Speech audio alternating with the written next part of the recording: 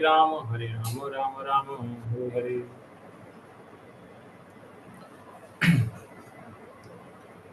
ओम नमो भगवते वासुदेवाय। ओम नमो भगवते वासुदेवाय। ओम नमो भगवते वासुदेवाय। मदेक बंधो मद संगिना मदगुरु मन महाधना मल्लिश तारका मद भाग्य मदानंद नमोस्तुते। नारायणं नमस्कृत्यं नरं चैव नरोत्तमं देवीं सरस्वतीं व्यासं ततो जयमुदीरयेत्।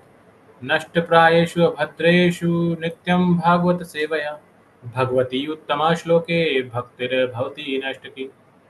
मूकं करोति वाचालं पङ्गुं लङ्घयते गिरिं यत्कृपातमहं वन्दे परमानन्द माधवम्। कृष्णाय वासुदेवाय देवकीनन्दनाय च नन्दगोपकुमाराय गोविन्दाय नमो नमः। नमः पङ्कजनाभाय नमः पङ्कजमालिने नमः पङ्कजनेत्राय नमस्ते पङ्कजाङ्ग्रये।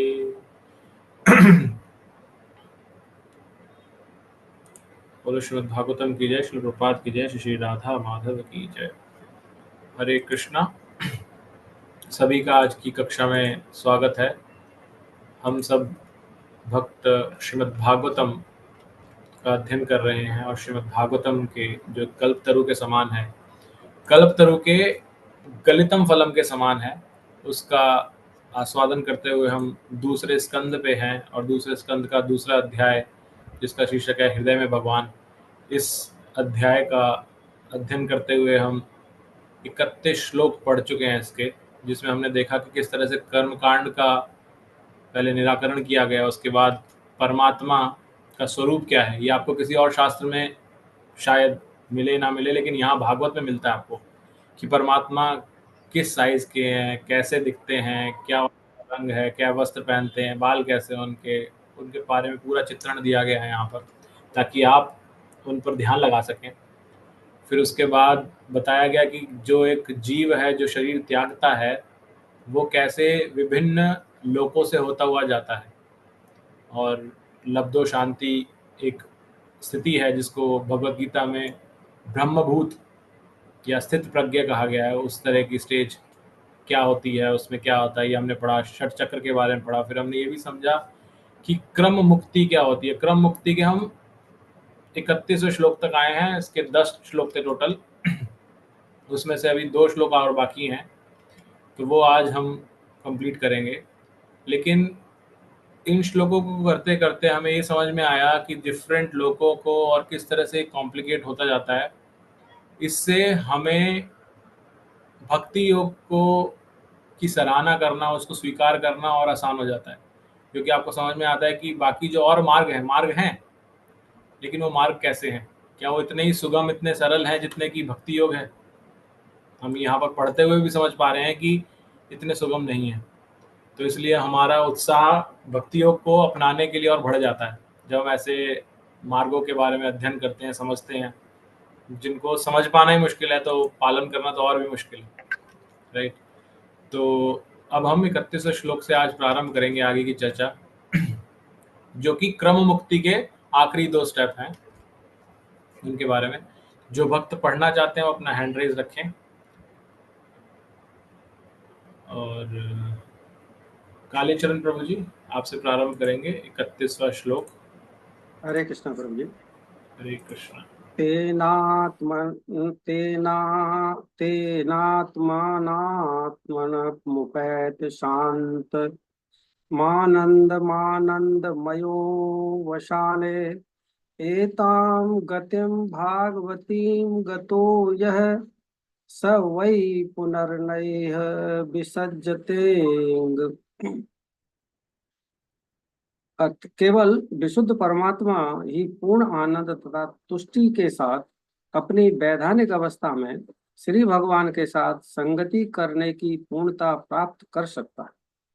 जो कोई भी ऐसी भक्तमयी पूर्णता को पुनः जागृत करने में समर्थ होता है, वह इस भौतिक जगत के प्रति फिर से आकृष्ट नहीं होता और इसमें लौटकर कभी नहीं आता।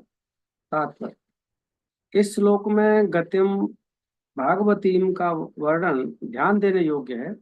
ब्रह्मवादी निर्विशेषवादी द्वारा इच्छित परम ब्रह्म अर्थात पूर्ण पुरुषोत्तम भगवान की किरणों से तादात्म्य भागवती पूर्णता नहीं है। भागवत उन कभी भी श्री भगवान की निर्विशेष किरणों में लीन होना नहीं चाहते।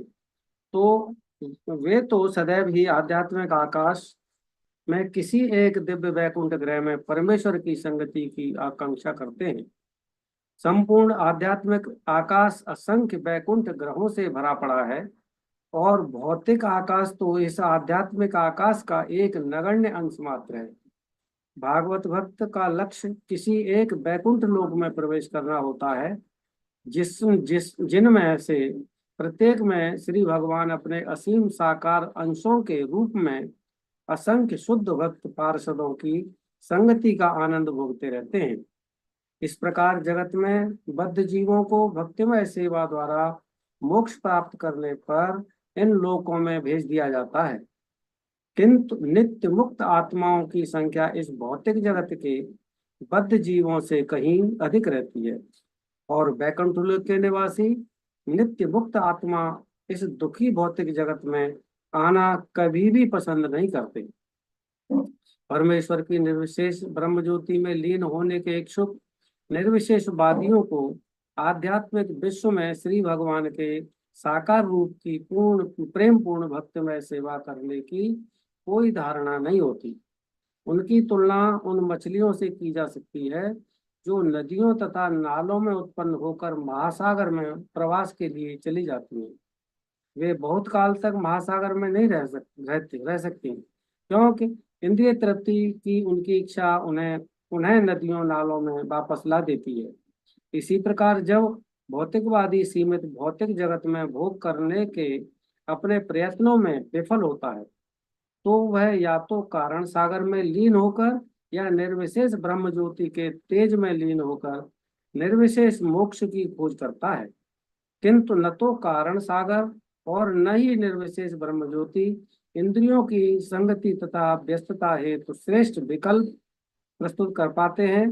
फलतः निर्विशेषवादी एक बार फिर इंद्रिय भोग की अतृप्त कामना में भौतिक जगत में जन्म मृत्यु के चक्र में फंस जाता है। किंतु कोई भी भक्त जो अपनी इंद्रियों को भक्तिमय सेवा में लगाकर भगवत धाम में प्रवेश करता है और वहां पर मुक्तात्माओं तथा श्री भगवान की संगति करता है, वह भौतिक जगत की सीमित चार दीवारियों की ओर कभी आकृष्ट नहीं होता। हरे कृष्ण प्रभु जी। हरे कृष्ण। धन्यवाद। नेक्स्ट जयप्रकाश प्रभु जी, आप पढ़िएगा। हरे कृष्णा प्रभु, दंडवत प्रणाम। श्रीमद् भगवत गीता 8:15 में इसी की पुष्टि की गई है। जैसा कि श्री भगवान कहते हैं, बड़े बड़े महात्मा गण या भक्ति योगी मेरी संगत प्राप्त करने के पश्चात इस दुखमय तथा अस्थायी जगत में फिर कभी वापस नहीं आते। अतएव जीवन की सर्वोच्च सिद्धि श्री भगवान की संगत प्राप्त करने के अतिरिक्त और कुछ नहीं है। श्री भगवान की सेवा में पूर्ण रूप से लगा रहने के कारण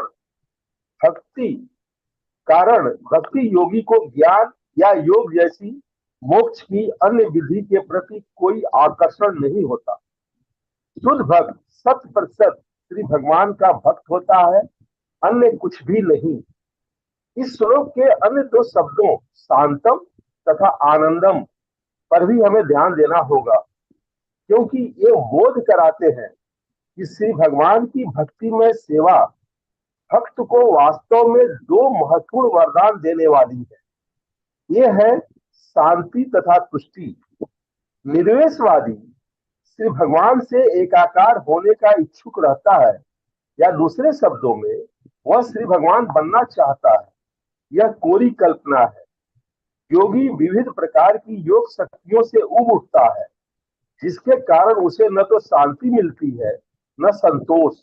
अतएव न तो निर्वेशवादी न ही योगी को वास्तविक शांति तथा संतोष मिल पाता है, किंतु भक्त पूर्ण रूप से शांत तथा संतुष्ट रह सकता है। क्योंकि उसकी संगति परम पूर्ण से रहती है। अतएव ब्रह्म में लीन होने या कुछ योग शक्तियों की उपलब्धि में भक्त को कोई आकर्षण नहीं रहता। हरे इस कृष्णा प्रभु प्रेम जी। की हरे हरे कृष्णा। कृष्ण प्रभु। धन्यवाद हरे प्रभु जी। कृष्ण। कुसुम कालिया माता जी। कृष्णा प्रभु जी। हाँ माता जी, हरे कृष्ण हाँ पढ़िए। जी, ईश प्रेम की प्राप्ति का अर्थ है अन्य समस्त आकर्षणों से पूर्ण मुक्ति। बद्ध जीव अनेक इच्छाएं करता है, जैसे धार्मिक व्यक्ति बनना, धनी बनना, प्रथम कोटि का भोक्ता होना, या स्वयं ईश्वर होना, या योगी आदि की भांति शक्तिशाली बनना, और कुछ भी पाकर या करके आश्चर्यजनक रूप से कार्य करना। ये समस्त महत्वाकांक्षाएं उस भावी भक्त द्वारा ठुकरा दी जानी चाहिए जो अपने सुप्त भगवत प्रेम को पुनः जागृत करना चाहता है। अशुद्ध भक्ति संपन्न करके उपयुक्त सारी भौतिक वस्तुओं की कामना करता है, किंतु शुद्ध भक्त में उपयुक्त कल्मश लेश मात्र भी नहीं रहते। उनमें भौतिक इच्छाएं, निर्विशेष का चिंतन तथा योग शक्तियों की प्राप्ति सम्मिलित है।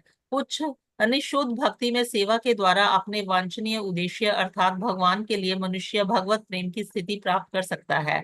यदि हम अधिक स्पष्ट करना चाहें तो कह सकते हैं कि यदि कोई भगवत प्रेम प्राप्त करना चाहता है तो उसे भौतिक भोग की सारी इच्छाओं का परित्याग कर देना चाहिए। उसे किसी भी देवता की पूजा से दूर रहना चाहिए और उसे केवल पूर्ण पुरुषोत्तम भगवान की पूजा में लगे रहना चाहिए।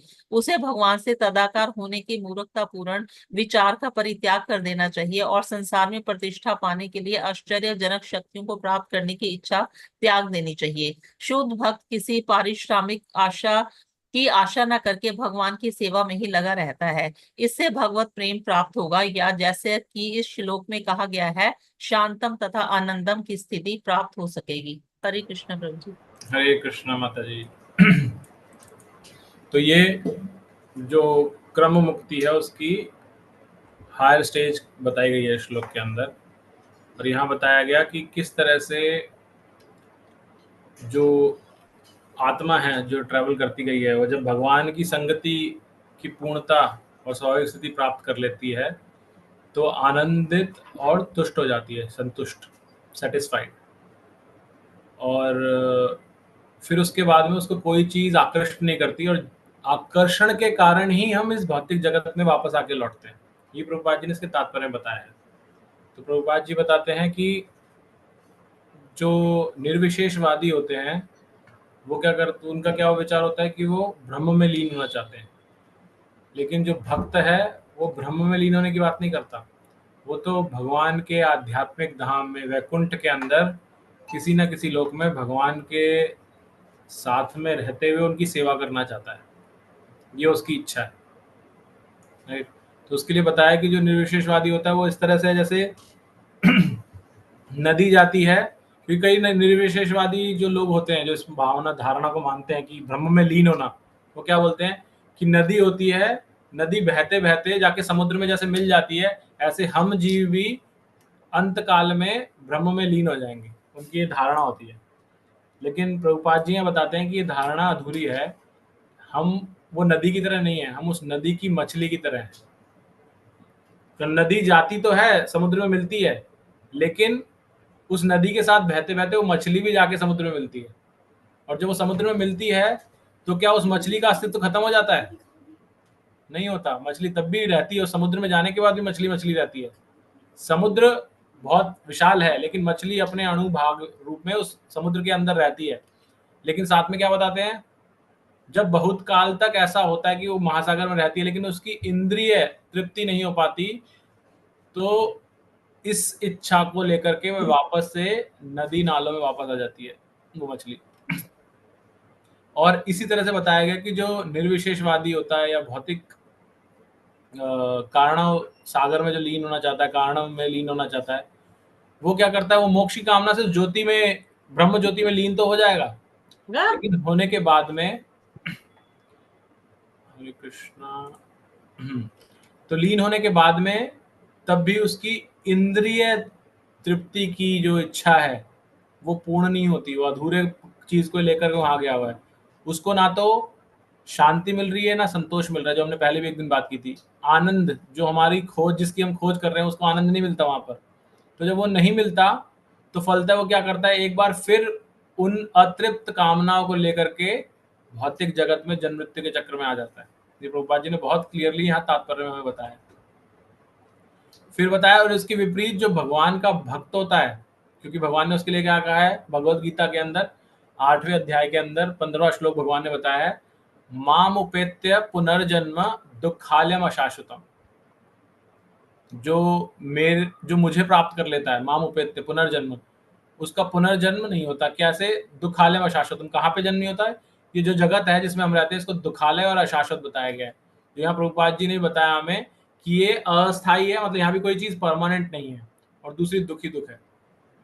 तो ये चीज यहाँ पर हमें बताई गई। तो इसलिए हमारे जीवन की सर्वोच्च गोल क्या है, हमारा सबसे टॉप मोस्ट गोल क्या है, कि भगवान की संगति प्राप्त करें किसी भी जगह, क्योंकि भगवान की संगति से ही हम ऐसी जगह पहुंच सकते हैं जहां पे ना दुख है और ना अस्थायीता, वहां स्थिरता है, जो कि भगवान का वैकुंठ धाम है। इसी तरह से यहाँ पर जो शांतम और आनंद, जो हमने भी चर्चा की, शांति और तुष्टि, इसी के बारे में बताया कि योगी भी जो होता है, तो निर्विशेषवादी के बारे में तो हमने पढ़ लिया कि वो उसकी कामनाएं पूर्ण नहीं होती तो वापस आ जाता है। लेकिन जो योगी होता है, तो जनरली 4 तरह के लोग हैं जिनकी हम चर्चा करते रहते हैं बार बार। कौन से 4 तरह के लोग हैं? एक है भौतिक इच्छाओं में पड़े रहना वाला व्यक्ति, उसको तो भोगी कहा जाता है। वो भोग करता रहता है और कर्म के चक्कर में फंसा रहता है। उससे एक स्टेज ऊपर जाते हैं, जब अध्यात्म के 3 स्टेज आती है, फिर जो हमने बार बार चर्चा भी की है। उसमें सबसे पहला जो जीव आता है वो आता है निर्विशेषवादी, जो भगवान को निराकार समझ के उनसे तादात्म्य करना चाहता है। वो भी अधूरा है, उसको सिर्फ भगवान का सत जो भाग है वो ही एक्सपीरियंस होता है, इसलिए उसको बोलते हैं आंशिक भगवान की अभिव्यक्ति। नेक्स्ट जो होता है वो क्या है? योगी। योगी भगवान के परमात्मा स्वरूप से तादात्म्य करना चाहता है, जैसा हमने पिछले पढ़ा भी अभी यहाँ पर इन श्लोकों के अंदर। तो योगी क्या है? योगी भगवान की बेटर देन ब्रह्म ज्योति, लेकिन not best as higher than that which is, तो इसको मिलता है सत और चित मिलता है, यानी कि इसको इटर्निटी मिलेगी कि इसका कोई अंत नहीं हो रहा है, इस तरह की स्टेज में आ गया।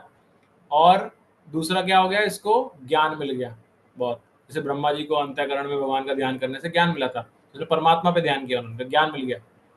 लेकिन जो आनंद की हम बात कर रहे हैं वो नहीं मिला इसको। तो जो तीसरी श्रेणी होती है, जो भगवान का साक्षात भगवान स्वरूप में ध्यान कर पाता है, उनका तादात्म्य कर पाता है, उनका सेवा कर पाता है, वो भक्त है। वो भक्त जो है वो, उसको प्रॉपर आनंद प्राप्त होता है, इसको ब्लिस बोला जाता है, शांति मिलती है और उसमें सेटिस्फाइड होता है। योगी के पास अलग अलग सिद्धियां होती हैं, लेकिन वो सब उनसे उब जाता है, तो उसको ना शांति मिलती है ना संतोष मिलता है। तो ये हमने यहाँ पर देखा। उसके बाद ये बताया, क्योंकि परम दृष्टवा निवर्तते, भगवान ने भगवत गीता के अंदर बताया। तो जब हायर चीज मिल जाती है तो लोअर चीज की कोई इच्छा नहीं करता कोई भी व्यक्ति। हरे कृष्ण प्रभु जी। दूसरा क्षमा चाहूंगी, दूसरा आपने कौन बताया? पहला तो भोगी है, दूसरा कौन है? निर्विशेषवादी, फिर योगी, और फिर चौथा है भक्त। जी धन्यवाद प्रभु जी, हरे कृष्णा। तो क्योंकि भक्त को सबसे हायर चीज मिल गई है, वो आनंद मिल गया है, तो इसलिए वो छोटी चीजों के ऊपर ध्यान नहीं लगाता। वो ये नहीं चाहता कि एक धार्मिक व्यक्ति बन जाए, वो धनी नहीं बनना चाहता, वो भोक्ता नहीं बनना चाहता, ना कंट्रोलर बनना चाहता है, ना चाहता है कि मेरे पास सारी योग सिद्धियां आ जाए मैं, तो उन सबको ठुकरा देता है वो। और इसके विपरीत जो अशुद्ध भक्त होता है, उसमें ये सब कामनाएं रहती हैं कि भक्ति के साथ साथ मुझे ये सब चीजें मिल जाएं। तो यहाँ पर इनके बारे में बताया गया है। और फिर ये बताते हुए आगे अंत में प्रभुपाद जी हमें समझाते हैं लास्ट पैराग्राफ के अंदर, कि अगर कोई व्यक्ति भगवत प्रेम प्राप्त करना चाहता है तो उसके लिए क्या मार्ग है, उसको क्या करना होगा। सबसे पहले उसे भौतिक भोग की सारी इच्छाओं को त्यागना होगा। उसे किसी भी देवताओं की पूजा से दूर रहना चाहिए और सिर्फ पूर्ण पुरुषोत्तम भगवान की ही पूजा करनी चाहिए। और उसे ये विचार बिल्कुल निकाल देना चाहिए कि मैं जाके अंत में ब्रह्म में लीन हो जाऊंगा, तो या मुझे बहुत ही कुछ अष्ट सिद्धियां चाहिए कि मैं बहुत लघु हो जाऊं, पानी पे चल सकूं, बहुत विशालकाय हो जाऊं, बहुत भारी हो जाऊं। इस तरह की कोई सी भी सिद्धि कि कामना नहीं होनी चाहिए उसके अंदर। जब ऐसा वो व्यक्ति करता है तब वो इस स्टेज पे आ पाता है कि वो भगवान का शुद्ध भक्त बनने की कोशिश करता है, और फिर उसको वो शांतम और आनंदम प्राप्त होता है, जिसकी हमने यहाँ चर्चा की। किसी को कुछ ऐड करना है, कोई जिज्ञासा है अभी तक?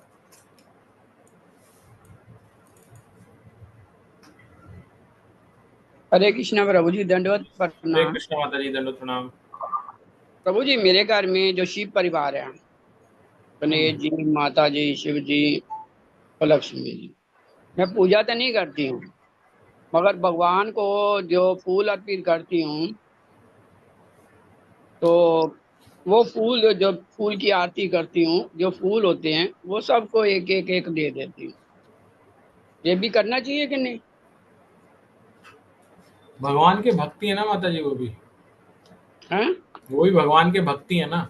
हाँ, भक्त है ना हमसे, इसलिए। और हमसे तो उच्च कोटि के हैं बहुत भक्त, तो हम्म। उनको आदर सम्मान प्रॉपर करना चाहिए। हम्म। भगवान का जो उच्चिष्ट है, चाहे वो फूल है, भोग है, प्रसाद है, कुछ भी है, अपने ऑफर कर सकते हैं वो चीज़। अच्छा, उसमें कोई डर नहीं ना? इसमें कोई गलती नहीं है। अगर आप पहले भगवान को ऑफर कर रहे हो, उसके बाद उनको दे दें। हाँ हाँ, पहले भगवान को ऑफर करके फिर उनको देती हूँ। हम्म, जो प्लेट में फूल डालते हैं ना, आरती करते फूलों की, तो उसके बाद एक एक फूल सबको दे देते, हम्म। तो उसमें कोई दोष नहीं है ना। बस, हाँ, दोष नहीं है। धन्यवाद। हरे कृष्ण। प्रभु जी हैं तो वो भी भगवान का ही स्वरूप हम्म है, तो वो भी भगवान का ही दूसरा रूप, देवताओं के रूप में। तो आप भी हैं फिर ऐसे तो। तो हर इंसान में भगवान तो छुपा है कहीं ना कहीं। तो आप सबकी फोटो रखिए मंदिर में। अधिकांश घरों में बहुत भगवानों की फोटो रहती है, मेरे घर में भी है हाँ, कि तो मैंने। फिर हम पढ़ क्या रहे हैं यहाँ, यही तो पढ़ रहे हैं। जिसको ना पता हो उसके लिए बोलना सही है ये, लेकिन जब हम पढ़ते आ रहे हैं बार बार, उसके बाद भी हम वहीं पे जाके अटकेंगे तो फिर उसको कोई लाभ नहीं है ना। हम बार बार ये जी चर्चा कर प्रभु। रहे हैं, और ये मैं नहीं बोल रहा हूँ, जी परंपरा से भागवत के श्लोक पढ़ रहे हैं, वो जी बता रहे हैं। जी तो उसके बाद भी अगर हम स्वीकार ना करें तो फिर और कोई स्वीकार नहीं करा सकता हम इस चीज को। जी प्रभु जी जी Uh, जी। Prabhu ji, can I add something? हाँ, बोलिए ना प्रभु। प्रभु जी, ये विषय सारे जितने भी हम सो काल हिंदू बोलो या सनातनी बोलो, सबके घरों में ये चर्चा हो रही है कि हम लोग फॉलो तो वो सारे देवी देवताओं के फोटो रख रहे हैं अभी तक, और उनका कुछ ना कुछ वो घरों में रहते ही हैं। तो इसके लिए एक क्लास में ये बताया गया था कि जो पोजीशन आप ऐसी बनाएं कि जो पोजीशन है ना, उसको दो तीन भागों में डाल दें। एक सबसे ऊपर भगवान का राधा कृष्ण का विग्रह हो, चाहे वो कैलेंडर के रूप में हो या मतलब कोई फोटो हो या कुछ भी रहे, और पहले कुछ भी चीज ऑफर करे, आपका मन में ऑफर करने की जो इच्छा है वो भगवान को होनी चाहिए। और उसके बाद में आप वो, चाहे धूप हो, चाहे आपके फ्लावर हो, चाहे कपड़ा हो, जो भी आप ऑफर करते हैं उनको एक एक बार दिखा सकते हैं, जैसे हम लोग डिवोटीज को दिखाते हैं। तो ये एक बहुत ही प्रचलित चीजें हो रही हैं। जब तक आपका मन नहीं मानता है तब तक ये करते रहे, जब उसका बात मान ले तो फिर वही है कि पेड़ की जड़ में पानी डालते हैं। तो सारे के सारे जितने भी ये देवी देवता हैं वो भगवान के शरीर का अंग है। जैसे हमारा पंत प्रधान एक है, मोदी साहब, और बाकी के जितने भी जो मैनेजर हैं, आईएएस अफसर हैं, जो नॉर्मल गवर्नमेंट सर्विसेज हैं, वो हमारी सब फैसिलिटी को प्रोवाइड करने के लिए बने हैं। तो हम उनको भी सिर्फ उनका कोई अपमान नहीं करने का, सम्मान देना है, ये समझ के कि हम लोग वो उन्हीं एक सरकार का हिस्सा हैं, लेकिन वो पंत प्रधान नहीं है। तो यदि वो पंत प्रधान सामने हमारे खड़े हैं, यदि हम उनको प्रसन्नता देते हैं, तो मोदी यदि आपके घर में आ रहे माता जी, तो सबसे पहले चीफ मिनिस्टर आ जाएगा, और उसके बाद में आईएएस अफसर आ जाएंगे, डिप्टी कमिश्नर आ जाएगा, ये सारे के सारे आपके घर में आ जाएंगे। तो ये कॉन्सेप्ट एक क्लास में बताया जा रहा था कि भगवान जी को सबसे ऊपर रखिए। और ऊपर मतलब जैसे मतलब तीन खाने हैं अपने घर के, तो ऊपर वाले में हमने कृष्ण राधा को रख दिया है, और नीचे जो है मतलब और जो भी हमारे घरों में जो देवता है उनको आप यदि बिल्कुल उनका छुट्टी नहीं कर सकते हैं तो घर में रख सकते हैं। ये मतलब डिस्कशन हुआ था, तो I thought I should share with you. Thank you Prabhu. Hmm, Hare Krishna. Hare Krishna. Thank you Prabhu. Hare Krishna. और किसी को कोई जिज्ञासा? ओके, आइए नेक्स्ट श्लोक की ओर बढ़ते हैं। मंजू गुप्ता माता जी, आप पढ़िएगा। हरे कृष्ण प्रभु जी। हरे कृष्ण। हाँ पढ़िए माता जी। एते श्रुति के नरप्रवेश माता जी आवाज धीरे आ रही है आपकी फिर से। बारी प्रभु जी। एति सती ते नरप्रवेद गीते त्वाभिस्पृष्टे च सनातने च ये वै पुरा ब्राह्मण आहतुष्टे आराधितो भगवान वासुदेव है। हे महाराज परीक्षित, आप इतना जान ले कि मैंने आपकी समुचित जिज्ञासा के प्रति जो भी वर्णन किया है वह वेदों के कथानुसार है और वही सनातन सत्य है। इसे स्वयं भगवान श्री कृष्ण ने ब्रह्मा से कहा था, क्योंकि वे ब्रह्मा द्वारा समुचित रूप से पूजे जाने पर उनसे प्रसन्न हुए थे। तात्पर्य, पर व्योम तक पहुंचने और इस प्रकार समस्त भौतिक बंधन से मोक्ष पाने के दो भिन्न भिन्न मार्ग हैं। या तो भगवत धाम पहुंचने का सीधा मार्ग संग युक्ति या अन्य उच्च लोकों से होकर धीरे धीरे पहुंचने की क्रमिक विधि क्रम युक्ति। ये वेदों के कथानुसार यहाँ पर प्रस्तुत किए गए हैं। इस प्रसंग में वैदिक कथन इस प्रकार है। यदा सर्व प्रमुच्यते कामा यस्य हृदि श्रिता अथ मृतस्यो अमृतो भवते यत्र ब्रह्म समुच्यते। बृहदारण्यक उपनिषद 4.4.7 तथा ते ते अर्भिर भी संभवन्ति बृहदारण्य उपनिषद 6.2.15। जो हृदय रोग तुल्य समस्त भौतिक इच्छाओं से मुक्त हैं, वे मृत्यु को जीतने में समर्थ होते हैं और अर्ची लोक से होकर भगवत धाम में प्रवेश करते हैं। ये वैदिक कथन श्रीमद् भागवतम के कथन का समर्थन करने वाले हैं और इनकी पुष्टि सील सुखदेव गोस्वामी द्वारा की जा रही है, जो जोर देकर यह कहते हैं कि इस सत्य का उद्घाटन वासुदेव भगवान श्री कृष्ण ने वेदों के प्रथम अधिकारी ब्रह्मा से किया है। गुरु शिष्य परंपरा के अनुसार सर्वप्रथम भगवान श्री कृष्ण ने ब्रह्मा को वेद सुनाया, ब्रह्मा ने श्री नारद मुनि को और श्री नारद मुनि ने शील व्यास को, तब शील व्यास ने शील सुखदेव गोस्वामी को यही ज्ञान दिया और इसी प्रकार आगे चलता रहा। इस तरह इन समस्त प्राधिकृत पुरुषों के कथनों में कोई अंतर नहीं है, चूंकि सत्य सनातन है। अतएव सत्य के विषय में कोई नवीन मत नहीं हो सकता। वेदों में निहित ज्ञान को जानने का यही साधन है।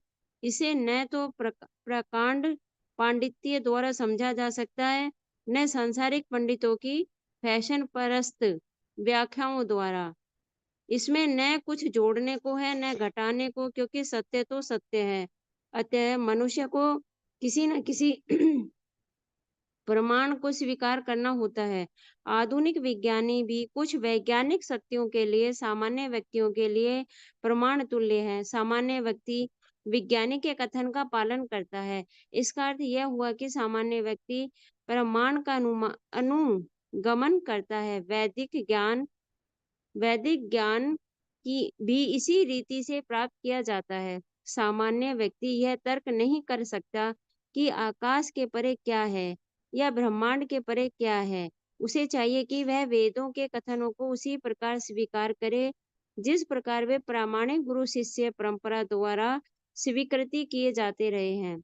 श्रीमद् भगवत गीता में भी चतुर्थ अध्याय में गीता को समझने की यही विधि बताई गई है। यदि कोई आचार्य के प्रामाणिक कथन को नहीं मानता तो वेदों में वर्णित सत्य की उसकी खोज व्यर्थ ही होगी। हरे कृष्णा प्रभु जी। हरे कृष्णा माता जी, धन्यवाद। नेक्स्ट श्लोक फिर से और पढ़ते हैं। कुसुमलता माता जी। हरे कृष्ण प्रभु जी। हरे कृष्णा माता जी। नेहि यतो अन्य शिवा पंथा विष्ट संस्ति वहा वासुदेव भगवती भक्ति योगो यतो भवे। जो लोग भौतिक विश्व में भटक रहे हैं उनके लिए भगवान कृष्ण की प्रत्यक्ष भक्ति से बढ़कर मोक्ष का कोई अधिक कल्याणकर साधन नहीं है। तात्पर्य, जैसा कि अगले श्लोक से स्पष्ट हो जाएगा, भक्ति में सेवा या प्रत्यक्ष भक्ति योग ही भवबंधन से उद्धार का एक महत्वपूर्ण एवं कल्याणप्रद साधन है। भवबंधन से उद्धार पाने के अनेक अप्रत्यक्ष उपाय हैं, लेकिन इनमें से कोई भी भक्ति योग के समान सरल तथा कल्याणप्रद नहीं है। ज्ञान तथा योग के साधन एवं अन्य संबंध विधियां कर्ता का उद्धार करने के लिए स्वतंत्र नहीं है। ऐसे कार्यों से मनुष्य अनेक वर्षों बाद भक्ति योग की अवस्था को प्राप्त होता है। भगवत गीता 12.5 में कहा गया है कि जो लोग परम के निर्विशेष पक्ष के प्रति आसक्त रहते हैं उन्हें अपने चित लक्ष्य तक पहुंचने में अनेक कष्ट उठाने पड़ते हैं और परम सत्य की खोज करने वाले ज्ञानी अनेक जन्मों के बाद वासुदेव अनुभूति की महत्ता को समझ पाते हैं। भगवत गीता 7.19। जहाँ तक योग पत्तियों का संबंध है, भगवत गीता 6.47 में यह भी कहा गया है कि सभी योगियों में जो योगी परम सत्य का अनुगमन करता है और जो भगवान की सेवा में सतत लगा रहता है वह योगियों में सर्वोच्च है। और भगवत गीता 18.66 का अंतिम उपदेश है कि आत्म साक्षात्कार तथा भवबंधन से मोक्ष की विभिन्न विधियों या अन्य सारे कार्यों को छोड़कर भगवान की शरण में जाओ। मनुष्य को सभी प्रकार से भगवान की दिव्य प्रेमा भक्ति स्वीकार करने के लिए प्रेरित करना ही समस्त वैदिक ग्रंथों का तात्पर्य है। जैसा कि श्रीमद् भागवत के श्लोकों में प्रथम स्कंद में बताया जा चुका है, या तो प्रत्यक्ष भक्ति योग या वे सारे साधन ही जिनका पर्यवसान भक्ति योग में होता है धर्म के सर्वोच्च रूप है। इसके अतिरिक्त अन्य सब कुछ कर्ता के समय का अपव्यय मात्र है। श्रीधर स्वामी तथा जीव गोस्वामी जैसे अन्य सारे आचार्य यह स्वीकार करते हैं कि भक्ति योग सरल, सहज, प्राकृतिक तथा चिंता मुक्त होने के साथ ही मानव मात्र के सुख का एकमात्र स्रोत है। हरे कृष्ण प्रभु जी। हरे कृष्णा माता जी। तो इन दोनों श्लोकों में हमने देखा कि किस तरह से पहले बताया गया कि जो भक्त है, जिसको यहाँ बताया गया विशुद्ध आत्मा, वो भगवान की संगति प्राप्त करने के बाद हमने देखा पिछले श्लोक के अंदर कि उसको संतुष्टि प्राप्त होती है। फिर यहाँ पर इस चीज का कंफर्मेशन दिया गया उस क्रम मुक्ति को पूर्ण करते हुए कि ये जो एक ज्ञान है पूरा, ये एकदम सत्य है। क्यों सत्य है? क्योंकि भगवान ने स्वयं ये ज्ञान ब्रह्मा को दिया था। और ब्रह्मा को क्यों दिया था? क्योंकि ब्रह्मा ने उनकी पूजा की थी तो भगवान उनसे प्रसन्न हुए थे, और वेदों में ऐसा ही बताया गया है। तो जैसा हम बार बार कहते हैं, भगवत धाम जाने के दो मार्ग हैं। जैसे अगर हमने एक बार पहले एग्जांपल लिया था कि अगर 14 फ्लोर की बिल्डिंग है ये, तो आपके पास एक मार्ग है कि हर फ्लोर पर जाते हुए सीढ़ियों से चल के जाएं और चल करके आप वहाँ पर कई वर्षों तक रहें उसी फ्लोर पे। और कई वर्ष हमारी भाषा में तो कुछ वर्ष हैं, लेकिन जो हमारे शास्त्र बताते हो तो कितने नल और पता नहीं क्या क्या उस दिन गिनती पढ़ी थी प्रभु जी ने, मेरे को तो बोलनी भी नहीं आती आज भी हिंदी की, उतनी अरब से आगे नहीं आती, अरब खरब से आगे। लेकिन इतने साल उस फ्लोर पे रहे, जैसे फर्स्ट फ्लोर पे पहुंचे फिर सेकंड पे जाके उस पे रुके, ऐसे इतने करोड़ों वर्ष बिताते बिताते आप एक एक फ्लोर ऊपर चढ़ते जाइए और 14 फ्लोर पे जाके उसके बाद पहुंचिए। और तब भी आप कहाँ पहुंचे? सत्यलोक पहुंचे हैं। उसके बाद इंतजार कीजिए कि कब ब्रह्मा की प्रलय आएगी और कब सुख शरीर और जो शरीर बाकी चीज़ों में मिलेगा। और जैसे हमने पिछली बार पढ़ा था, अहंकार कहाँ मिलेगा, किससे जाके मिलेगा, और फिर भेद करके आप ब्रह्मांड के पार जाएंगे, निर्विशेष में जाएंगे, फिर आगे जाएंगे। तो ये बहुत लंबी प्रक्रिया है। एक मार्ग ये है जिसको बताया गया यहाँ पर क्रम युक्ति, क्रम प्रोसेस स्टेप बाय स्टेप है। और दूसरा है बिल्डिंग में वहीं पर लिफ्ट दे रखी है, लिफ्ट का बटन दबाइए, टॉप फ्लोर पे जाइए, या फिर आपके नीचे ही बाहर हेलीकॉप्टर खड़ा है जो आपको सीधे उठा के ले जाएगा ऊपर, जिसको बोला गया सद्य युक्ति, जो सीधा मार्ग है भगवत धाम जाने का। चॉइस हमारी है क्योंकि भगवान ने भगवत गीता में बहुत क्लियरली बोला है 18वें अध्याय के अंदर 63वें श्लोक के अंदर, जब भगवान पूरी जितने भी डाउट्स होते हैं अर्जुन के, सारे डाउट्स क्लियर कर देते हैं, सबके उत्तर देते हैं। और उसको देने के बाद भी, इसलिए भगवान भगवान है, भगवान उसको अंत में कहते हैं यथेच्छसी तथा कुरु, मैंने तुम्हें सब समझा दिया जितना समझा सकता था, अब तुम्हारे पास भी बुद्धि है, तुम्हें भी मैंने स्वतंत्रता दे रखी है, मैं तुम्हारी स्वतंत्रता का हनन नहीं करूंगा। मैं नहीं कहूँगा कि जो मैं कह रहा हूँ सिर्फ ऐसे ही करो, लेकिन अपनी स्वतंत्रता को सोचते हुए, बुद्धि लगाते हुए, अब जो तुम्हें सही लगे वो करो। तो सिमिलरली हमें भी यहाँ पर भगवान ने स्वतंत्रता दे रखी है, हमें कौन सा मार्ग चुनना है। हमें पसंद है कि हम एक फ्लोर चढ़ के जाएं और वहाँ पे जिंदगी बिताते रहें, तो करते रहें वैसा, उसमें कोई गलत नहीं है, आप करते रहिए ऐसा। जब आएगा समय तब होगा उसके साथ में चीजें, क्योंकि यहाँ पर साक्षात ये बताया गया है कि जब कोई व्यक्ति, जैसे अभी हम निर्विशेष ब्रह्म की बात कर रहे थे यहाँ पर, तो निर्विशेष ब्रह्म के लिए जब भगवत गीता का हम 12वां अध्याय पढ़ते हैं, इसको भक्ति योग नाम है, पहले श्लोक में ही अर्जुन भगवान से पूछता है कि क्या श्रेष्ठकर है, आपकी डायरेक्ट पूजा करना या ये निर्विशेष जो ब्रह्म है उसके द्वारा निराकार की पूजा करना। तो भगवान कहते हैं दोनों से ही तुम मुझे प्राप्त करोगे, लेकिन जो ये मार्ग है ना जिसमें निराकार है, मेरा कुछ दिखाई नहीं देता, वो बहुत ही कठिनाई भरा मार्ग है, क्योंकि हमने जिसकी भी चर्चा की यहाँ पर, और उसमें गिरने के चांसेस हैं। तो उस मार्ग में आसानी नहीं है, उसमें डिफिकल्टी है। और फिर साथ में बताते हैं कि लेकिन उस मार्ग से बढ़ते बढ़ते भी व्यक्ति कहाँ पहुंचता है, उस मार्ग से बढ़ते बढ़ते व्यक्ति एक जगह आता है जब उसको ये समझ में आती है वासुदेवम सर्वमिति सह महात्मा सुदुर्लभा। तो बहुत जन्म लेने के बाद, क्योंकि हर लेवल पे आके भी जन्म लेना पड़ रहा है ना, बहुत लेने के बाद में उसको समझ में आती है, अरे ये तो कृष्ण भगवान ही है, संपूर्ण भगवान, मैं कहाँ इधर उधर बाकी देवी देवताओं में लगा हुआ था। और ये देवी देवताओं में लगने का कारण सिर्फ एक यही है कि हमें भय है, प्रेम नहीं है, हमें भय है कि अगर मैंने इनको अपने मंदिर से निकाल दिया तो मेरे परिवार के साथ कुछ बुरा हो जाएगा, मेरे साथ बुरा हो जाएगा, आज तक तो मैंने इनको पूजा, आज मेरा बुरा हो जाएगा। तो भय है, प्रेम नहीं है। तो वो बताते हैं उस समय व्यक्ति को नॉलेज आती है। और फिर भगवान ने साथ साथ भगवत गीता के 6ठे अध्याय के अंदर अंतिम श्लोक, जब ये योग विद्या का जो चैप्टर होता है उसके अंतिम श्लोक में भगवान उसको बताते हैं कि जितने भी योगी हैं, योगी नाम अपनी सर्वेशाम मदगते अंतरात्मना श्रद्धावान भजते यो माम स में युक्तो तमोमता।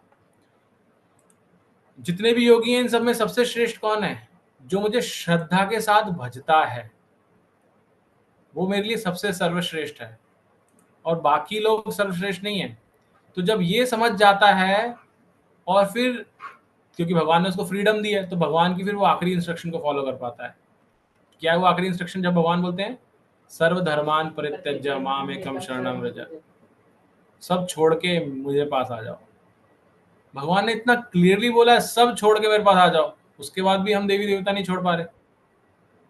बहुत ही अजीब बात है, हम भागवत गीता पढ़ लिए, भागवत पढ़ लिए, फिर भी नहीं छोड़ पा रहे। तो ये क्या है ना। तो ये बताते हुए प्रभुपाद जी में समझाते हैं कि अगर आप भगवान के भक्ति योग, जो प्रत्यक्ष भक्ति योग है, उसके अलावा कुछ और कार्य कर रहे हैं, सबसे बड़ा तो वही धर्म का सबसे बड़ा मार्ग है, और इसके अलावा और कुछ भी कर रहे हैं, उसको समय का अपव्यय ही मानिए। वो श्रम एव ही केवलम बताया गया उसको, वो श्रम है और कुछ नहीं है, उससे कुछ नहीं मिलेगा, कुछ नहीं निकलने वाला उससे। अभी इस शनिवार को हमारे शिक्षा गुरु जो है इस ग्रेस प्राणवल्लभ प्रभु जी, उन्होंने बहुत एक सुंदर कथा बताई थी। उन्होंने एक कथा बताई थी, उसमें बताया था कि एक रेगिस्तान था, उस रेगिस्तान के अंदर पूरा जो झुंड होता है, काफिला होता है जिसको बोलते हैं हम, उस रेगिस्तान में वो काफिला चल रहा था। और काफिला जब चल रहा था तो उस काफिले के अंदर रात को वो एक जगह रुकते थे, वहां पे अपना उनका जो घर वगैरह होता स्टे करते थे वहां पर। तो अपना टेंट लगाने के बाद वहां रुकते थे, और उनके साथ में 100 ऊंट थे। 100 ऊंट थे, तो 100 ऊंट के सबके रस्सियां बंधी हुई थी, और सबको मिट्टी खोद करके उसमें खूंटा गाड़ करके उस रस्सी से बांध दिया जाता था ताकि वो ऊंट रुक जाए वहां पर। लेकिन जब वो काफिला पहले दिन कहीं पहुंचा तो उनको जो बांधता था ऊंटों को, उसको पता चला कि उन 100 ऊंटों में से एक ऊंट का रस्सी नहीं है, वो कहीं रह गई पीछे। तब रात को क्या करें, रात को ऊंट को बांधेंगे नहीं तो ऊंट कहीं भी चला जाएगा, और कहीं चला जाएगा तो खो भी सकता है, कोई जानवर उसको खा जाए और फिर हमारा रास्ता कैसे जाएंगे आगे। तो ऐसे में वो जाता है उस कबीले के सरदार के पास में, काफिले के सरदार के पास जाके बोलता है कि ऐसे ऐसे एक ऊँट की तो रस्सी नहीं है। बोलते कोई नहीं, तुम एक काम करो, तुम जाके मिट्टी खोदने की एक्टिंग करो। तो करता है कि अच्छा। तो वो खोदने लगता है ऐसे एक्टिंग करके, ऊँट देखता रहता है उसको कि खोद रहा है वो खोदने की एक्टिंग करता है। फिर उसके बाद औजार भी नहीं होते तो वो खूंटा ठोकने की एक्टिंग करता है ऐसे। और फिर अब कहता है अब क्या करना है, तो बोलता है अब इसके गले के चारों तरफ ऐसे घुमाओ जैसे तुम रस्सी घुमा रहे हो। कहता रस्सी तो है नहीं। बोले लेकिन सिर्फ आप तो एक्टिंग करो तुम सब। तो उसके चारों तरफ रस्सी घुमाता है ऐसे जैसे एक्टिंग करके। और फिर उसे जब वो रस्सी घुमाता है तो ऊँट पास में आ जाता है जहां पर वो खूंटा उसने एक्टिंग की थी बांधने की। और फिर वो एक्टिंग करके वहां ऐसे घुमा देता है। ऊँट थोड़ी देर खड़ा रहता है, फिर बैठ जाता है वहां पर। जो बाकी ऊँट होते हैं वहां भी बैठ जाता है वो। सब बैठ जाता है। रात को सब सो जाते हैं, सुबह उठते हैं सारे ऊँट वहीं है, वो वाला ऊँट जिसकी रस्सी ने वही वहीं है। अब बाकी सब ऊँटों की रस्सी खोली और वो सब चले गए रेगिस्तान में घूमने इधर उधर। ये ऊँट हिला ही नहीं। रेगिस्तान वो जो काफिले का सरदार था वो आया, वो बोला तुमने इस ऊँट को खोला क्यों नहीं। बोला खोलू क्यों, तो खुला ही हुआ है, इसको क्या मैंने बांधा है। बोले तुम्हें पता है कि खुला हुआ है, लेकिन इसके लिए तो ये बंधा हुआ है अभी भी। तो कह रहा क्या करूं फिर मैं। बोले तुम जैसे तुमने इसे बांधा था एक्टिंग करके, ऐसे अब इसे एक्टिंग करके खोलो। तो फिर पहले वापस से खूंटे पे ऐसे ऐसे करता है, फिर उसके गले से ऐसे करता है, और जैसे ऐसे करता है वो खड़ाक से खड़ा हो जाता है और वो चला जाता है। तो प्रभु जी कथा बताते वक्त बताते हैं कि ये जो एक ऊँट है जिसके गले में बंधा हुआ है, जो उसको दिख नहीं रहा है लेकिन उसको लग रहा है मैं बंधा हुआ हूँ, ये हम सब है। हम सब भी ऐसे अपने अपने इच्छाओं से, कामनाओं से और अपने भयों से बंधे हुए हैं। अरे ये प्रभु जी ये तेरी कहानी तो नाराज हो पहले जाएंगे। भी सुनाई थी आपने। हम्म आपने पहले भी सुनाई है प्रभु जी ये कहानी एक बार। मैंने नहीं सुनाई माता जी, कहीं और सुनी होगी, क्योंकि मैंने खुद ही पहली बार सुनी थी इस सैटरडे को। नहीं मैंने सुनी, पता नहीं कहाँ आपने सुनी कहीं थी। और सुनी होगी आपने। हाँ तो हम तो उसने पहली बार सुन रहे हैं प्रभु जी।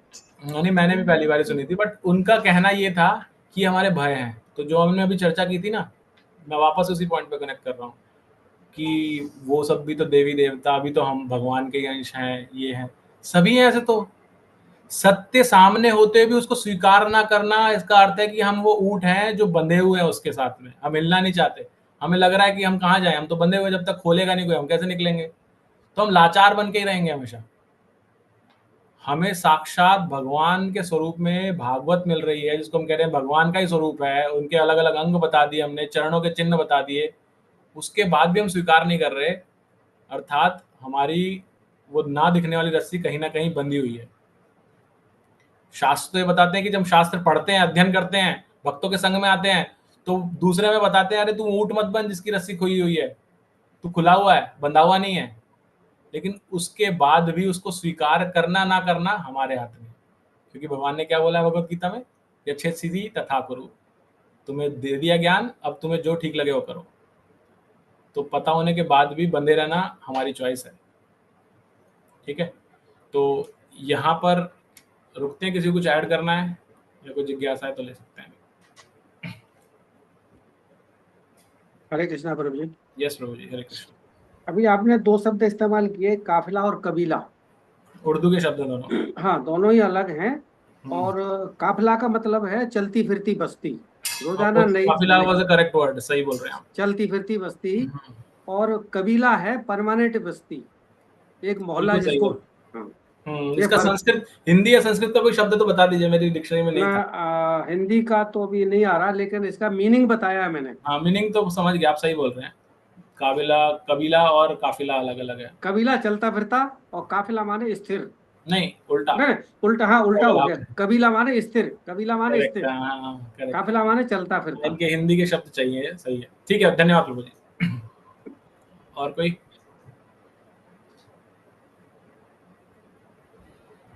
ओके, तो आइए आगे बढ़ते हैं हम।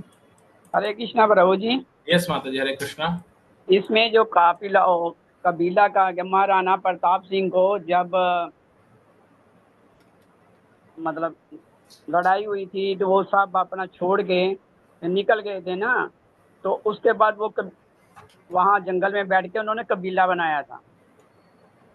जब उन्होंने देखा एक मधुमक्खी बार बार चढ़ रही है, फिर उतर रही, फिर चढ़ रही, फिर उतरी, 13वीं बार में उसने मधुमक्खी ने अपना घोंसला बना, मधुमक्खी की मकड़ी थी, उसने अपना बना लिया।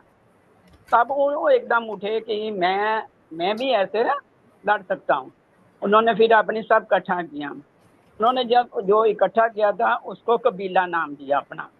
जो ये लोहे का काम करते हैं ना लोग, घूम फिर के करते हैं ना, कभी कहीं जगह बना लेते हैं, कभी कई जगह बना लेते हैं, तो बंजारे। उसको प्रताप सिंह के कबीला कहते हैं। हम्म। ये हमने सुना था। सही है। कबीले को तो समूह कह फोन आ सकते जाए, हम्म। ठीक है। यदि बीच में फोन आ जाता है कोई तो उसकी आवाज आती है आपको। नहीं, ठीक है, धन्यवाद सबका। तो आइए आगे बढ़ते हैं। एक इम्पॉर्टेंट श्लोक है, लास्ट श्लोक, वो लेते हैं। छोटा श्लोक है लेकिन बहुत इम्पॉर्टेंट है। नेक्स्ट जयप्रकाश प्रभु जी, आप और दोबारा पढ़िएगा।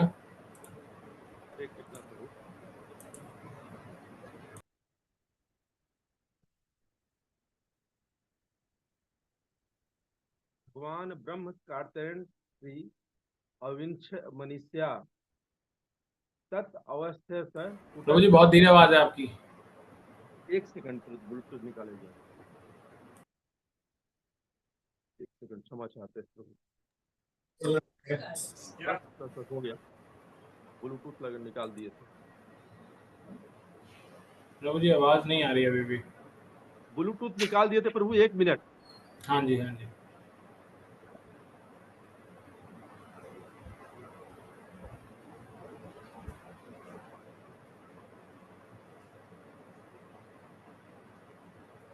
हेलो, हरे कृष्ण। आवाज आ रही है? हाँ, आ रही है प्रभु जी। भगवान ब्रह्म कार्तेय ने ही श्री अविंश मनुष्या तत्अवस्थम कुटस्थरति आत्मन यतः भवेत। महापुरुष ब्रह्मा ने ध्यान पूर्वक तथा अत्यंत मनोयोग से वेदों का 3 बार अध्ययन किया और उनकी भली भांति समीक्षा कर लेने के पश्चात वे इस निष्कर्ष पर पहुंचे कि पूर्ण पुरुषोत्तम भगवान श्री कृष्ण के प्रति आकर्षण ही धर्म की सर्वोच्च सिद्धि है। तात्पर्य, श्री सुखदेव गोस्वामी वेदों के सर्वोपरि प्रमाण ब्रह्मा का उल्लेख कर रहे हैं, जो श्री भगवान के गुणावतार हैं। भौतिक सृष्टि के प्रारंभ में ही ब्रह्मा को वेदों की शिक्षा दी गई। यद्यपि ब्रह्मा ने साक्षात श्री भगवान से वैदिक उपदेशों का श्रवण किया, लेकिन वेदों के भावी जिज्ञासुओं की उत्सुकता को तुष्ट करने हेतु ब्रह्मा ने एक जिज्ञासु की तरह वेदों का 3 बार अध्ययन किया, जैसा कि सारे जिज्ञासु करते हैं। उन्होंने बड़े मनोवेग से अध्ययन किया और वेदों के प्रयोजन पर भी मन को केंद्रित रखा तथा समस्त विधि सम्यक परीक्षण करने के पश्चात वे इस निष्कर्ष पर पहुंचे कि पूर्ण पुरुषोत्तम भगवान श्री कृष्ण का शुद्ध अनन्य भक्त बनना ही समस्त धार्मिक सिद्धांतों की सर्वोच्च सिद्धि है। श्रीमद् भगवद गीता का अंतिम उपदेश भी यही है, जिसे स्वयं श्री भगवान ने दिया।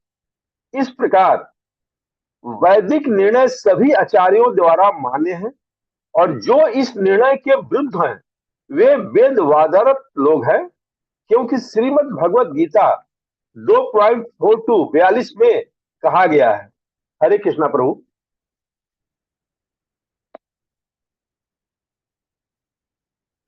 हरे कृष्णा प्रभु जी। तो ये एक छोटा श्लोक था लेकिन बहुत इंपॉर्टेंट श्लोक था। इसमें क्या बताया गया? इसके अंदर ये बताया गया है पूरे श्लोक के अंदर कि किस तरह से जिस वेदों के रचना करने वाले हैं, कौन? स्वयं ब्रह्मा जी। उन्होंने एक बार तो भगवान से सुना और उसके बाद 3 बार उन वेदों का अध्ययन किया। और अध्ययन कैसे किया? बहुत डिटेल में जाकर के। जैसे हम भगवत गीता पढ़ते हैं, कभी एक बार आपने पढ़ी, फिर दोबारा पढ़ी, फिर आपने अलग अलग जगह जाके उसका कंपैरिजन करके पढ़ा, अकेले पढ़ा। तो ये क्या है, ये डीपर स्टडी है। तो 3 बार उसका अध्ययन किया और उसकी फिर समीक्षा करी कि क्या बताना चाह रहे हैं यहाँ पे भगवान, वेदों में मैंने क्या लिखा है भगवान ने जो मुझे बताया था, और उसको करने के बाद उसका निचोड़ निकाला। और निचोड़ क्या निकाला कि भगवान कृष्ण के प्रति आकर्षण ही धर्म की सर्वोच्च सिद्धि है। यही हमने भागवत के अंदर पहले ही पढ़ा है, प्रथम स्कंद के अंदर। सवै पुंसा परो धर्म यतो भक्ति रदुक्षजे अहेतु की अप्रत्यता यह आत्मा सुप्रसिद्धति। कि सबसे बड़ा धर्म क्या है, भगवान की भक्ति करना, ये बताया गया है। यहाँ पे बताया कि इनका सब करने के बाद निचोड़ ब्रह्मा जी ने यही निकाला। इवन भगवान स्वयं भगवत गीता के अंदर 15वें अध्याय के अंदर जब 15वां श्लोक बोलते हैं, उसमें क्या बोलते हैं, वेदेश्च सर्वहम अहम वेद वेद्यो वेदांत कृत वेद विदेह चाहम। कि वेदों का जो लक्ष्य है वो मैं हूं। अगर किसी को वेद समझने हैं तो अगर वो वेद समझ के कहीं और जा रहा है और मेरे पास नहीं आ रहा, इसका मतलब वो गलत मीनिंग निकाल के बैठा उसका, मुझे समझा ही नहीं हो, वेदों का सही मीनिंग समझा ही नहीं। जो यहाँ पे ब्रह्मा जी बता रहे हैं कि सारे वेदों से जानने योग्य कौन है, स्वयं भगवान है। वेदों के संकलन करता और ज्ञाता कौन है, वो भी भगवान ही है। तो भगवान हमें ये भगवत गीता में बताते हैं। तो सब जगह आप जो भी शास्त्र पढ़ेंगे आपको नेट वही मिलेगा कि परम भगवान श्री कृष्ण हैं और उन्हीं का पूजा भक्ति, उनसे संबंध स्थापित करके उनकी सेवा करना ही सर्वोच्च धर्म है किसी भी जीव का। तो हमें ये समझना चाहिए। इसके अलावा आप जो कुछ कर रहे हैं वो सिर्फ श्रम एव ही केवलम है, समय का नाश कर रहे हैं। जीवन हमें गिनती का मिला है, उस समय का सदुपयोग कीजिए।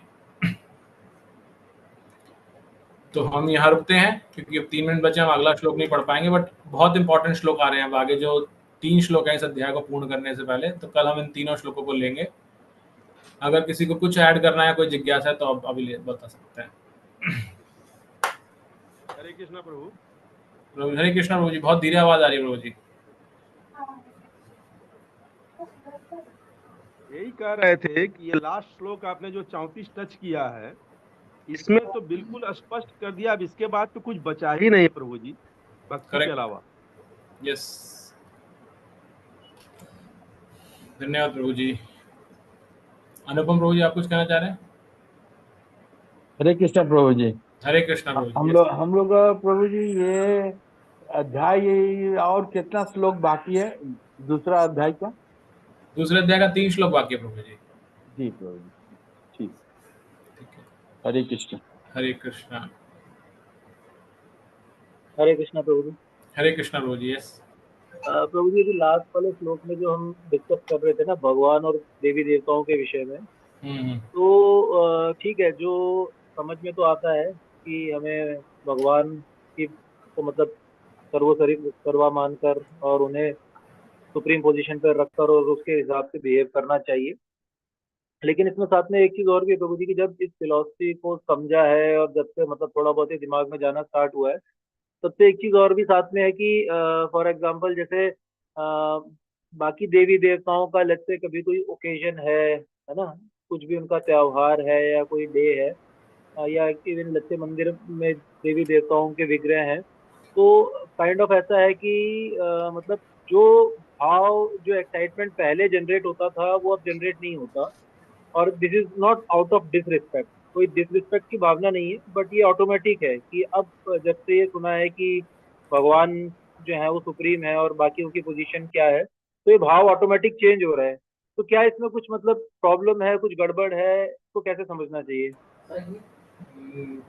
ये प्रॉब्लम नहीं है प्रभु जी इसमें कुछ, लेकिन हाँ इतना अवश्य होना चाहिए कि वो सब भी वैष्णव भक्त हैं, भगवान के बहुत सिंसियर भक्त हैं। तो उनसे उनके जो विशेष दिन हैं, ये भी अगेन मैंने अभी बहुत रिसेंटली सुना था इसके बारे में, बहुत इंटरेस्टिंग। किसी ने एक प्रभु जी आए थे, गोलोकेश्वर प्रभु जी ऑस्ट्रेलिया से, उन्होंने एक एग्जाम्पल दिया था मंदिर में, राधाष्टमी के दिन की बात है। तो बताते हैं बच्चे जन्मदिन वाले दिन अपने बैग में भर के चॉकलेट्स लेके जाते हैं, आपके छोटे बच्चे आप भी देखते हैं, और उनको क्या उत्साह रहता है उस दिन, क्लास में कुछ भी पढ़ाई हो रही है, पढ़ाई पे ध्यान नहीं होता। उनका क्या ध्यान रहता है कि बस टीचर अभी बोलेगी कि आके यहाँ खड़े हो, सब मुझे विश करेंगे और उसके बाद मैं सबको ट्रॉफी दूंगा या दूंगी, सबको चॉकलेट दूंगा। तो उसका देने का बहुत बड़ा भाव होता है उस दिन कि मैं सबको बांटूं। और ऐसा नहीं है कि वो बच्चा सिर्फ उसी दिन चॉकलेट लेके गया, बाकी दिन भी लेके जाता है, लेकिन बाकी दिन देने का नहीं होता, बाकी दिन खुद खाने का होता है। लेकिन जिस दिन उसका जन्मदिन है उस दिन वो, उसका उद्देश्य यही है कि मुझे सबको बांटना है आज। वो इसी उद्देश्य से क्या, और उसका ध्यान सिर्फ यही है कब मुझे मौका मिले और मैं कब बांटना शुरू करूं इसको, बाकी दिन नहीं है। तो प्रभु जी बताते हैं कि ये जन्मदिन की विशेषता है, या जो विशेष दिन आते हैं उस दिन जो व्यक्ति है, इस भौतिक जगत में हम देखते हैं कि हम बहुत दयावान हो जाते हैं, हम बहुत कृपालु हो जाते हैं, बहुत देना चाहते हैं, आसानी से देना चाहते हैं वो लोगों को। तो जो ये देवी देवता ये तो और ज्यादा दयावान हो जाते हैं उस दिन। तो इसको समझते हुए हमें ये ध्यान रखना है कि उनसे भौतिक जगत की चीजें नहीं मांगनी है कि गणेश जी रिद्धि सिद्धि लाओ हमारे घर में, अभी गणेश जी के चल रहे हैं तो हम ये दो, लक्ष्मी जी के आ रहे हैं तो दिवाली पे उनकी पूजा कर रहे हैं, लक्ष्मी आ जाए हमारे घर में। ये सब नहीं मांगना है, क्योंकि ये मांगेंगे तो हम वापस से उसी जगह में फंसे हुए हैं। इनके विशेष दिन पे भगवान की भक्ति मांगिए। गणेश जी का दिन है तो उनसे बोलिए कि आप तो ये सारे भगवत गीता आपने लिखी है, आप तो इतने बुद्धिमान हैं, आप मुझे बुद्धि दीजिए कि मैं भगवान के कैसे सेवा कर सकूं, जैसे आप सेवा करते हैं ऐसे मैं कैसे भगवान की सेवा कर सकूं। लक्ष्मी जी का आता है तो आप तो भगवान की, आप भी परमानेंट सेविका है भगवान की, हमेशा सेवा करती रहती है, मैं कैसे सेवा कर सकूं। जो मेरे पास आपका स्वरूप है, धन लक्ष्मी मेरे घर में है, वो मैं कैसे भगवान की और भगवान के भक्तों की सेवा में लगा सकूं। तो जिस भी देवी देवता का दिन है उनसे उस दिन, क्योंकि वो विशेष कृपालु हैं, तो उसको दिन को छोड़िए मत। छोड़ रहे हैं तो आप एक सेल्स ऑफर छोड़ रहे हैं, sales offer for growing in bhakti. तो उस दिन वो मांगिए, लेकिन भक्ति की चीज मांगिए। तो ये उसमें हमें चेंज करने की आवश्यकता होगी। Thank you Prabhu. हरे कृष्णा। हरे कृष्णा प्रभु जी। मैंने भी गणपति बप्पा से श्रीमद् भागवतम के लिए बहुत प्रार्थना की थी प्रभु जी, उन्होंने भी काफी कृपा की है। हरे देख कृष्णा। लीजिए, हरे कृष्णा। अभी तो पूरे 10 दिन ही पूरे नहीं हुए और आपको ऑलरेडी भागवतम आ भी गई। तो मैं बता रहा हूँ ना, ये सब विशेष कृपा रखते हैं, क्योंकि हम नॉर्मल एग्जाम्पल से देखा ना, हम ही कृपालु हो जाते हैं उस दिन।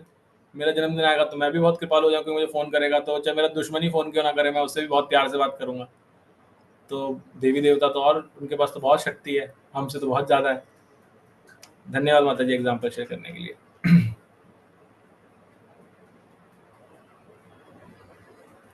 ठीक है, अगर कोई जिज्ञासा नहीं है तो आइए हम क्लास को विराम देते हैं यहाँ पर। सभी इस पे मंथन करें, बहुत आवश्यक है। आज थोड़ा सा हार्ड टॉपिक था, मैंने थोड़ा सा कटु भी बोला होगा, उसके लिए क्षमा चाहता हूँ। लेकिन जब मैं इस स्थिति में आता हूँ कि मैं आपको इस स्थान पे बैठकर भागवत कर रहा हूँ, तो मुझे विशेष तौर पर ये, मैं अपने आप से छूट ले लेता हूँ कि आपको जो कड़वा सच है वो भी दिखाऊं, ताकि आप उसको धीरे धीरे स्वीकार करने लगे। अन्यथा लाभ नहीं है यहाँ पे जुड़ने का। तो उसको एक्सेप्ट कीजिए और भगवान की भक्ति की ओर बढ़िए। ठीक है, तो आइए कक्षा को विराम देते हुए हरे कृष्ण महामंत्र और वैष्णव प्रणाम मंत्र बोलते हैं। हरे कृष्णा कृष्णा कृष्णा हरे हरे, हरे राम राम हरे हरे। कृपा सिंधुभ्येव च पतितानां पावनेभ्यो वैष्णवेभ्यो नमो नमः। अनंत कोटि वैष्णव वृंद की जय, श्री प्रभुपाद की जय, श्री राधा माधव की जय। हरे कृष्णा, सभी को दंडवत प्रणाम। सभी को दंडवत प्रणाम।